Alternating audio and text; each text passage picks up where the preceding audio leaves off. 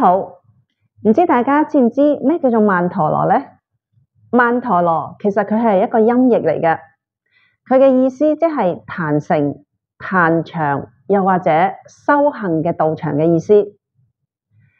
壇城最初呢係一啲瑜伽師用嚟修行嘅地方，係一個小小嘅土台嚟嘅。後嚟呢亦都有用繪畫嘅製作去完成呢個壇城。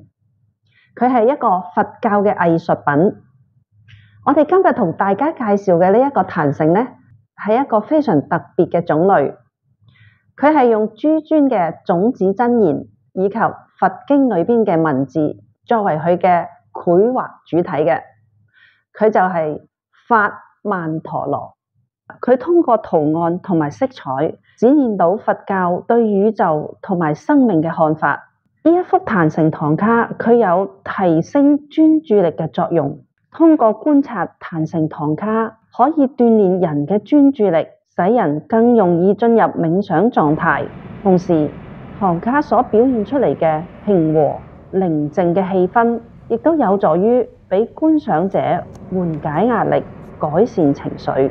因此，一個壇城可以代表幾乎所有現實或者思維中嘅事物，比如人體嘅結構啦、寺廟啦、皇宮啦、城市啦、大陸啦，又或者我哋嘅環境啦、念頭啦等等。換言之，世界上嘅一切事物都可以根據壇城嘅形象、原始結構嚟塑造。